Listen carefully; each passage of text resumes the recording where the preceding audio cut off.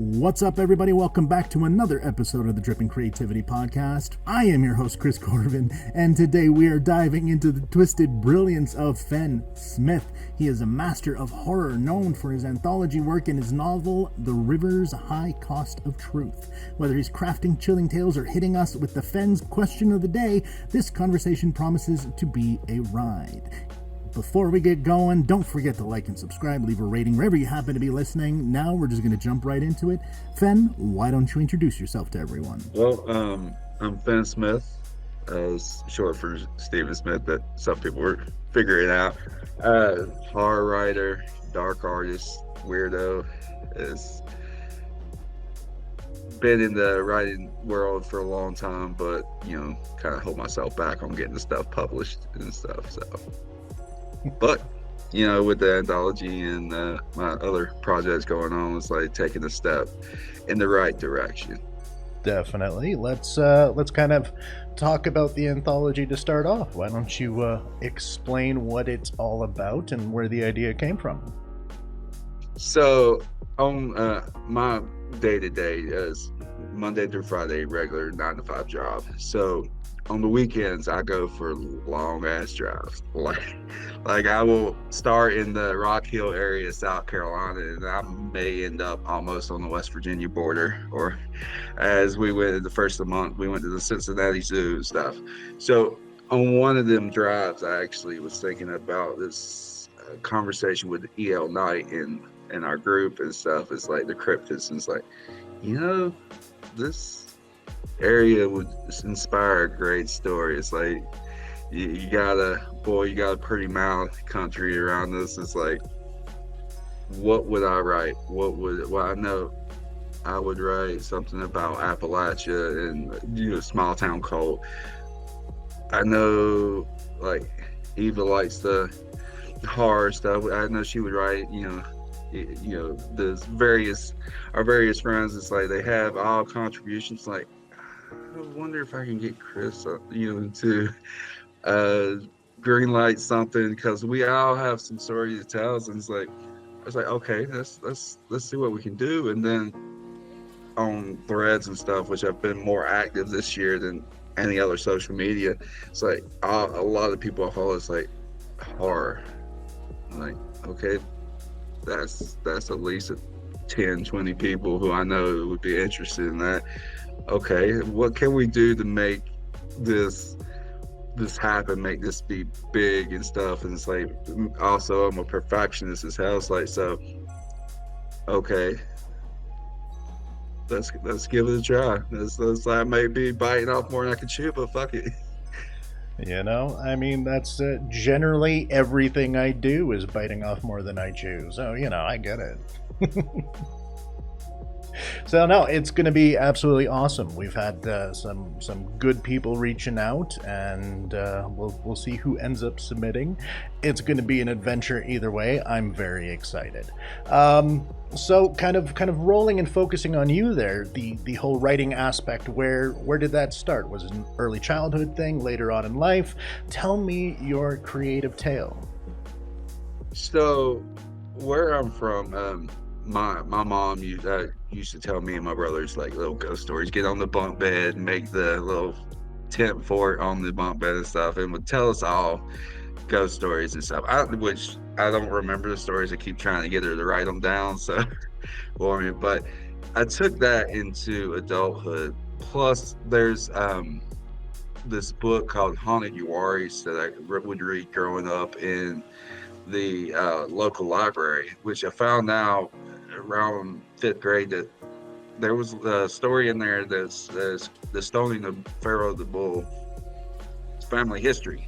The land that I grew up on is like general area that's where that story took place. Also, and one of my relatives has the genealogy book, is the newspaper clippings her that was in that. So I did a junior history club. That's how much of a nerd I was growing up. It's like did a fact versus fiction for the state contest, and got second place in the state because they thought my mom and dad wrote the paper for me. It was so bad.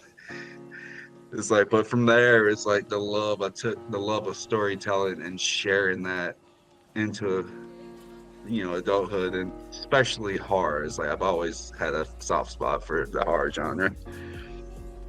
Excellent. That's it's a fantastic way to start out. I like that.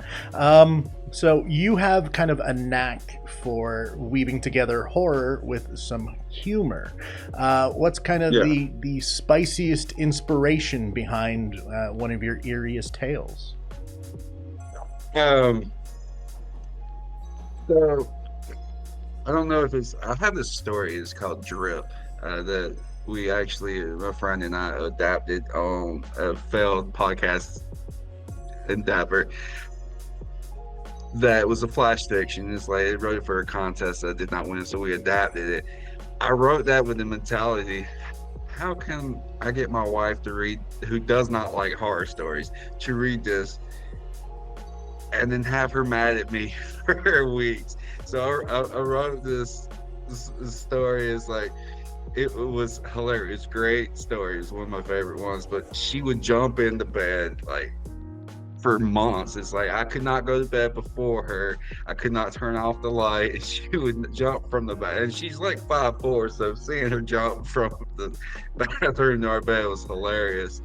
But I always do this, like, because I grew up on the Freddy Krueger kind of horrors. Like, you blend too much heavy just takes away from the story. So just make them laugh a little bit, a little gallows humor. It's like, and then I've found that it will draw in those who don't like horror into reading. And when I do that, it's like I've had some who, my wife, because my wife's a teacher, so I've had some of her colleagues and stuff read some of the drafts and stuff, and it's like, all right, just give you a warning, this really fucked up scene is fixing to happen. You might want to stop before this, and then get in. Like, no, they read right through it. It's like, I need more. I'm like, oh, okay. It's like, fantastic. Yeah, I'm a little surprised. But, I mean, shit like that, it's like, that's what we live for. It's like, we're getting people to all of a sudden in the middle of the night say, I hate you for this. You made me cry. It's like, or laugh at it, or share the moments with our characters.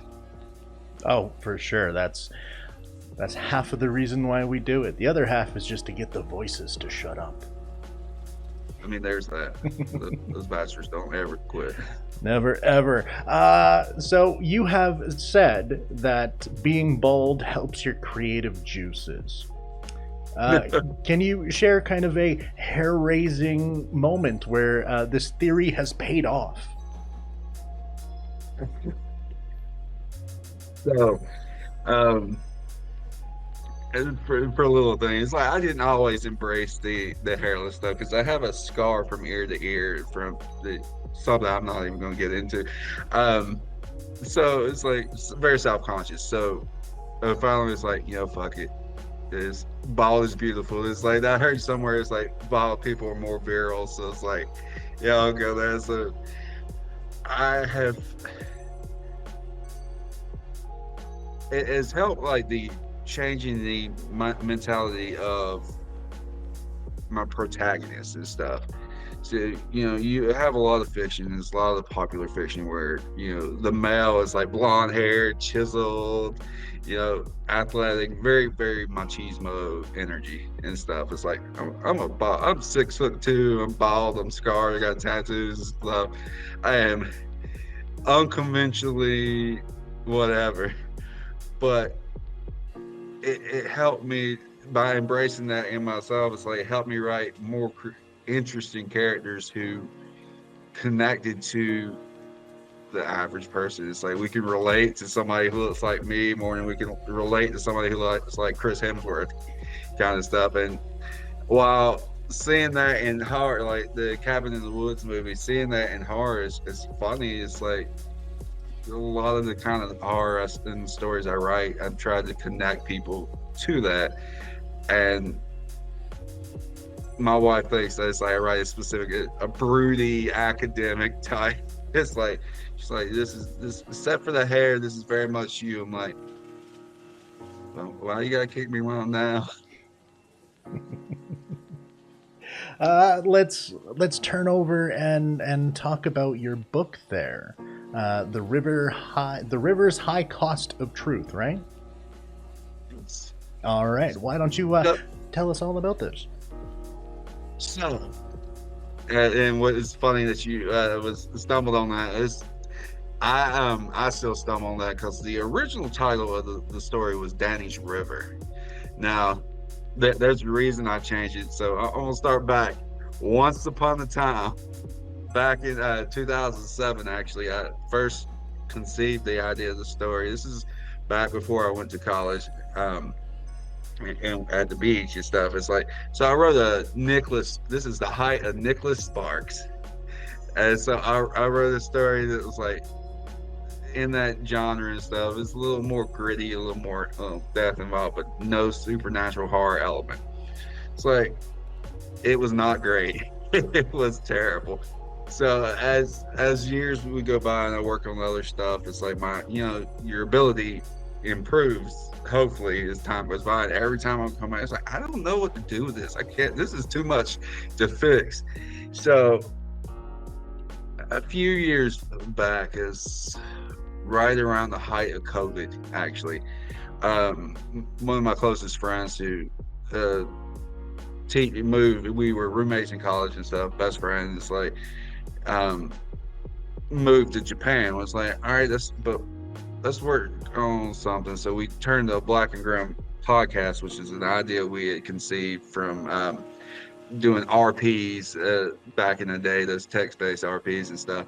So let's turn it into some short stories and then do a season-long story. Well, I didn't have a clue what story I wanted to do. So we took Danny's River, and I did all the writing and stuff for it, which was an interesting learning experience for that kind of medium. I was like, all right, I'm gonna turn this into a horror story. Let's just see what happens. This is a scary podcast, horror fiction. We both love it. This, like, you can do the producing and the audio work. I'll do all the back end stuff. And so we turned it, and then the original story, all that's left of that is like the first 2 chapters, and then I completely wrote a new story. And then towards the end of that, he kind of didn't want to do that. He wanted to do his own thing again. So the voice work, we kind of lost the quality towards the end. So it's like, to be fair, I was very mad about that. So it's like, I cannot do this the traditional way. I can't go this. So what can I do with this? All right, well, there's Amazon self-publishing. And it's like, I will bring it back. I will flesh it out, fix some plot holes that I realized that right in the script format that we had. So I'm gonna fix this. I'm gonna change the name because my father-in-law's name is Danny. And it's like, it kind of I was like, I wrote this story years before meeting my wife, so it's like, yeah, kind of, I don't want to give him this. So I changed the name, but I'll still slip up and call it Danny's River now. And then it's like, and I'm thinking that if I ever do a reboot, like relaunch of it, I'm gonna go back to the original title because it's not as much of a mouthful. But yeah, I love that story. It was one that reminded me that I can tell a story, and I can elicit emotional, because I'll tell you, it was like, there's a scene towards the end of it that even me who wrote the story, it's like, I still read it and it's like, holy shit, I'm crying. It's like, this is great. I love it. So, and I've had co-workers that, it's like, I actually have a co-worker who has an autistic son, who's loves this book, and it's like ready for me to write my next one. I get asked, it's like, when you putting your next one out? It's like, when you putting, and I told him, it's like, hey, tell your son, next year we got an anthology coming out. It's going to be something great. So I'm curious how what he thinks about that. So let's kind of unpack your character development, like with this one, in the journey that it took there.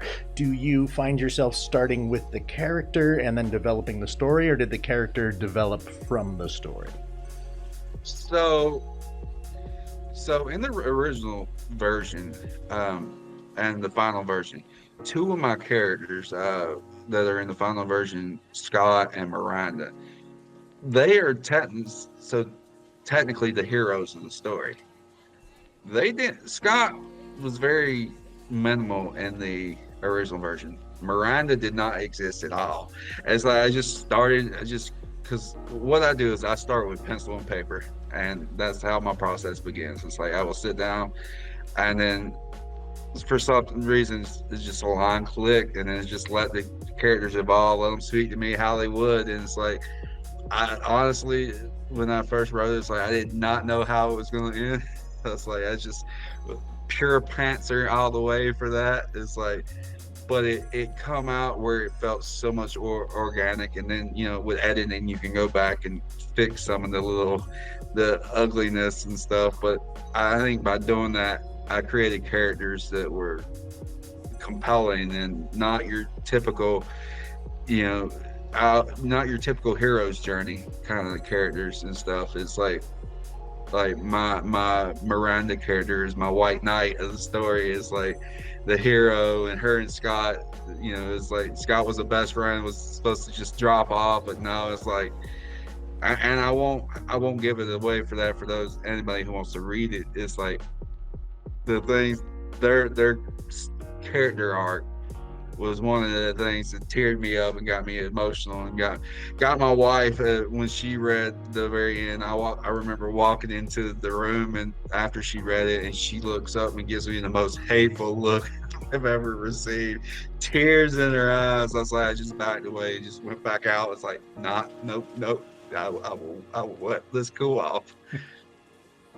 That's definitely something to let cool off. You don't want that kind of hanging around you. So let's talk about the anthology there, the continuation of all of this. Was that something you set out for, or you just kind of sat down and was like, you know what, this story needs to continue? Like, walk me through what happened with that.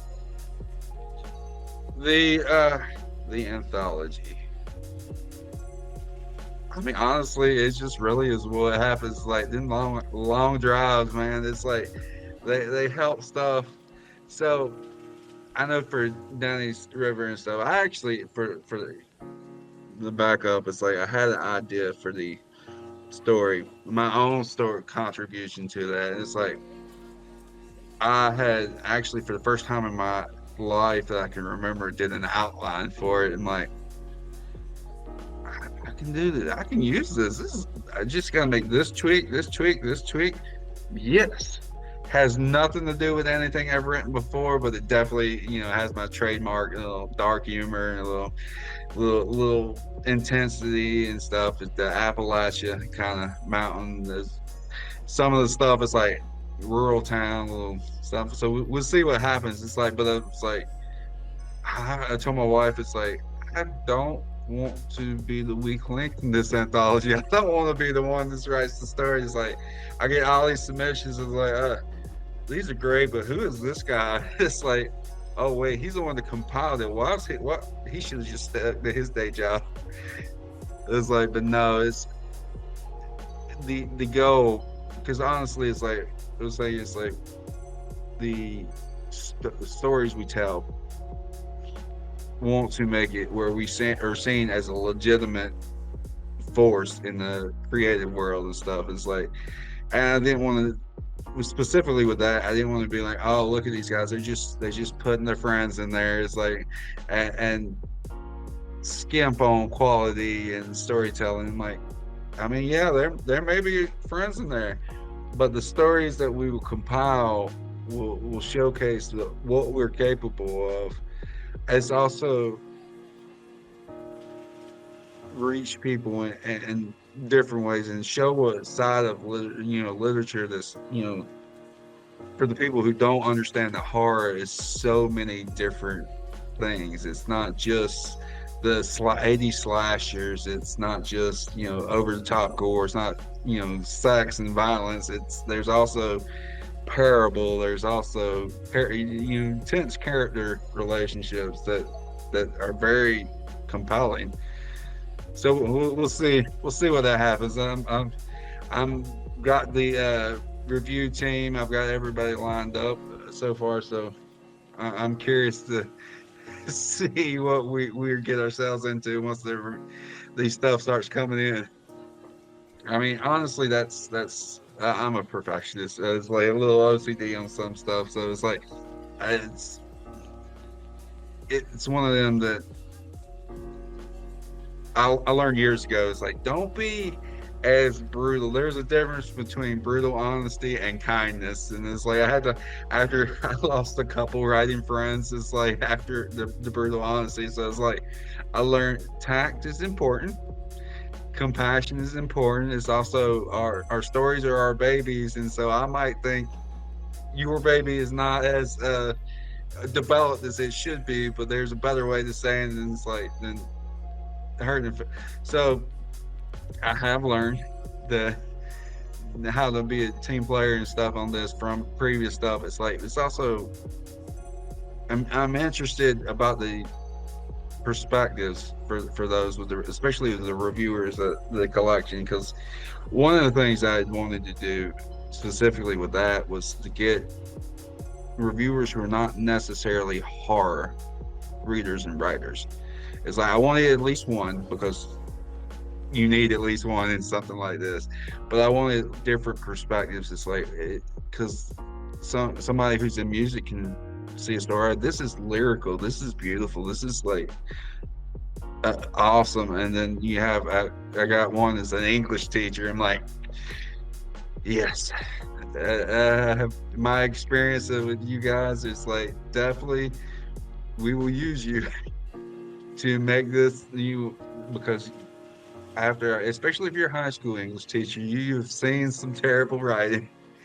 So I'm making it where it's not just my story, because this isn't, and I am very much, it's like I have my projects that are very much my own and stuff, and it's like, but it's like with this, it's like I very much believe I can be special and you can be special too. It's like you being special doesn't negate my own specialness. It's like, so what can happen if we all our special comes in, and it's like, and then I have the mental images, the Captain Planet kind of stuff when our powers combine shit.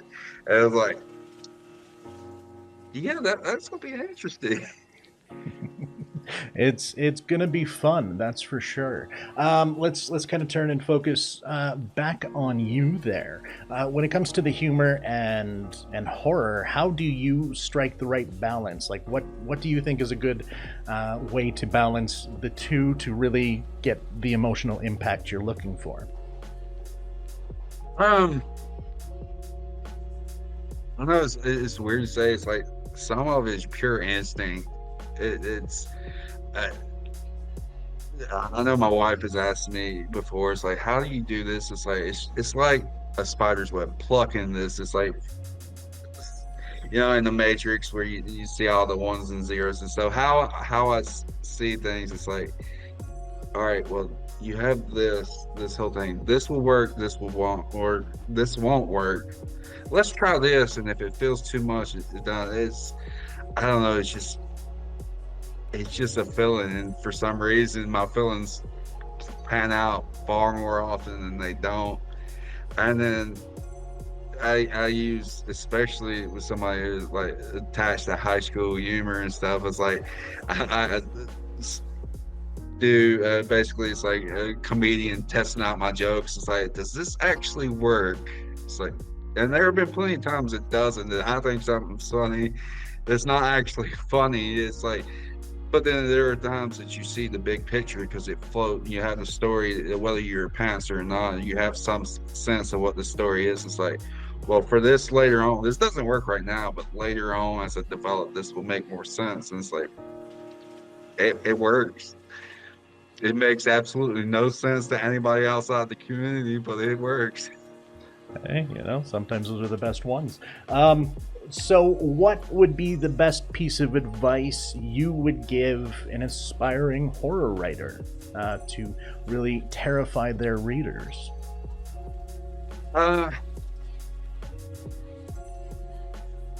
Don't hold yourself back. we far too often it's easier to make your stories palatable. Push it to the extreme. You can always edit it later to make it better and make it stuff. Because controversy for controversy's own sake is not good. But horror needs controversy. So you just try, push, edit. Use that eraser or that delete button. You can only get better the more you keep going. Completely agree. And honestly, watch horror movies and read books, because more exposure means more you can figure out what you like and how you want to attempt it. Definitely. Now, engrossing yourself in the source that you're wanting to do will always benefit you in the end. I mean, otherwise you're trapping yourself in your own box. Right. Well, it's also one thing I found that most people don't. And my wife actually asked me a similar question yesterday, and one of the stories I recommend is Julia Child's My Life in France kind of stuff. I also found reading stuff outside the genre has helped write horror. It allows you can get a different perspective of humanity, and then figure out how to twist that to give people nightmares. Literally, that is my entire genre that I write is slowly evolving because of that. Because I've stepped into things I never would have ever read before the cafe. And then reading some of the new things from other people, it's like, you know what? I can incorporate that and make it terrifying. The joy of reading. Exactly. So then, as we're about to come into the rapid fire thing to end off, we got two final questions. As I completely lost it. There we go. What is on the horizon for Phen Smith? Well, obviously, I will be pushing the anthology and the story that I'm working on there. Plus, I'm also, right now it's on the back burner, but I have a horror novel that I've been working on off and on this year. Haunted house, kind of possessed house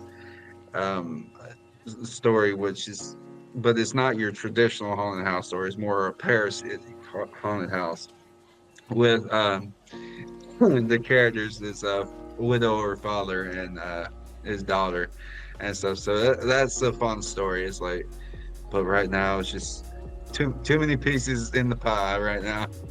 So I got that, plus I also do art, so I've got this fantasy road trip illustration series that I'm debating coming back to. We'll see how that goes. Love it. That's freaking fantastic. And finally, before the rapid fire, if you could leave one lasting impression on the horror genre, what do you want it to be? Oh, I fully intend to create the monster that's in the echelon with all the big ones. It's like one of these days it will click and I will find that monster. I have not done it yet, but it will come. It's coming for you. Who knows? Creeping up. Who knows? We might find it next year. There's lots of time left. All right, so now we're going to jump into some rapid fire questions, which are never actually rapid fire. It's just fun to say. So, what is the one horror movie that you will watch repeatedly, and only this one, for the rest of your life? Ooh, shit. You only get one. The Lost Boy. Oh, good choice. The creepiest place you've ever visited?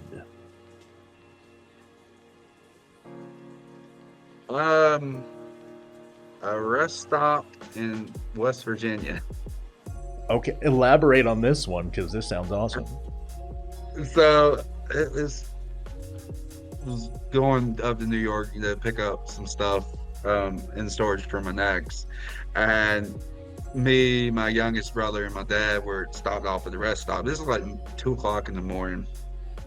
We go in, And there's this dude's just standing in there looking at us. And then at the time, my brother's a teenager, so he's like young teen. And we try to get around him, and he starts moving and moving, and just it's like we're dancing and shit. And it's like, this is not good. This is, and of course my fucking dad had just went outside and left us alone with this dude. Like, it's the creepiest thing. It's like he was very lecherous, and he's like, all I remember him saying was like, hey, and it's like, not today. Not today. Nope, we're out. Fuck that. What is your go-to comfort food when writing? Ooh. Nachos with homemade salsa. I'm a queso dude myself. Are you a Hell yeah. Are you a nighttime writer or a morning writer? Nighttime. It's like morning. If I will sleep and then get up and go to work, and if I could sleep longer, which doesn't happen. But yeah, it's like I've always preferred writing at night when everybody else is asleep. Hell yeah. Out of zombies, vampires, all those other types of creatures, which one is your go-to? Well, I have a zombie hand tattooed on my arm, but actually of the traditional horror is werewolves. I've always been a fan of the werewolves. That and the Sasquatch. Gotta go with the Sasquatch, dude, always. Are you a silent writer, or do you need a soundtrack of some kind? Need a soundtrack. I don't do well with too much silence. Man, tell me about it, man. Pumpkin spice, yay or nay? Depends on what the pumpkin spice is in. I'm not a coffee guy, so if it's a pumpkin spice brownie, absolutely. If it's a pumpkin spice cupcake or donut, absolutely. If it's pumpkin spice coffee, it smells nice. What is your biggest phobia? It's a toss-up between clowns and snakes. And I have a funny story about why I'm terrified of clowns. So you remember back in the 90s when the It miniseries came out? My mom had us watch that the day before we went to a circus. Why? We weren't planning. We got invited from one of my aunts to go to the circus, so we had not planned. But honestly, that's some shit my mom would have done. So I swear, it's like they disagree, but I swear the clown jumped out at me, and I've been terrified of those fuckers ever since. You know what? I can see that. It makes sense. It completely makes sense. You only get to choose one. Okay, we're back on this type of bullshit. Only one author to read for the rest of your life. Ooh. Terry Pratchett. Oh, going with the Pratch. Going with the Pratch. Favorite book by Terry? Oh, damn, that's hard. I like Where We First Met the Night Watch. It's like that is my favorite storyline, so I'm gonna go with probably, actually, I think Guards is my favorite one in that. Excellent. Best horror story twist or movie? Ooh, that's 7. What's in the Box? That's such a good one. I mean, well, shit, how old is that movie now? Like 30... Yeah, it's like I don't even want to think about it. 30 some odd years, and it's still quoted by every generation. Yes. That's a legacy you want right there, man. If you had to choose between living in a haunted house or an abandoned asylum, where are you living? Ooh. Abandoned asylum. Yeah, you're gonna go with the asylum?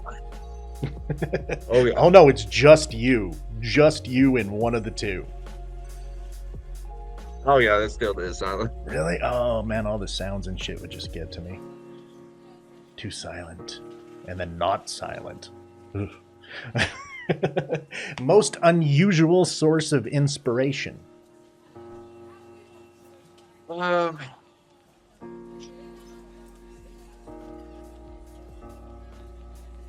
me, the movie City of Angels. For some reason, it's like, I mean, it's Nicolas Cage, so you can't go wrong. But it's like when for some reason, when I'm stuck on the emotional depth of anything, it's like for some reason that helps me, jumpstart. It's like, and it's a terrible movie, but it's also a good movie. It's a fantastic movie. Don't you dare talk shit about City of Angels. That movie is amazing. And then your favorite horror trope.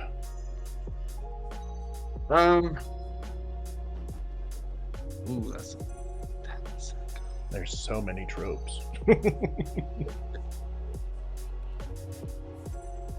I always like, my favorite ones are the ones that when they subvert it, like where you have the hillbilly in the woods, the slasher. So like one of my favorite tropes is like what they did in Tucker and Dale versus Evil, where they had these hillbillies who were actually the good guys and they're not. The thing is like, so I love when you can invert some stuff like that, expectations, like that makes for me, that makes for great storytelling, great horror. It's like, because otherwise you just get stuck in the, well, this is gonna happen, this is gonna happen. It's like, but when you start with that, it's like, okay, anything's fair game.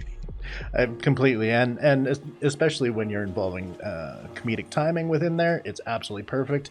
I live by twists and stuff. It's actually more common for me to have a twist, so then the twist is when I don't put in one. I mean, that's how I fuck with people. And then that's my. Go ahead. Mine is did somebody die at the end of this? It's like, no, the main character lived. The hell, man. Hey, everyone's on the table. I don't care what anyone says. I will kill all of them. Yeah, I mean, that's what they signed up for. Exactly. It's their own fault for being a character in my shit. And then finally, where can people find you? I'm on Threads at the Phen Smith, and that's with the PHEN, not. And on Instagram at the Grim Phen Smith. It was something else. I had to remind myself that I did change that. I have a Facebook one. I don't use it, so I'm not recommending it. And so for right now, those are two. And then on Discord, but I don't actually remember what my Discord name is. And where can people find your book? It is on Amazon, and pretty much most major online bookstores. You should be able to find that. Books A Million or Barnes & Noble, they took it off. One of them is, if it's not on one, it's on the other. As of right now, the big place, Amazon, and my mantelpiece. Perfect. Absolutely perfect. So, and then just to close it off, all I need you to do is just say goodbye to everyone. Farewell, meat puppets.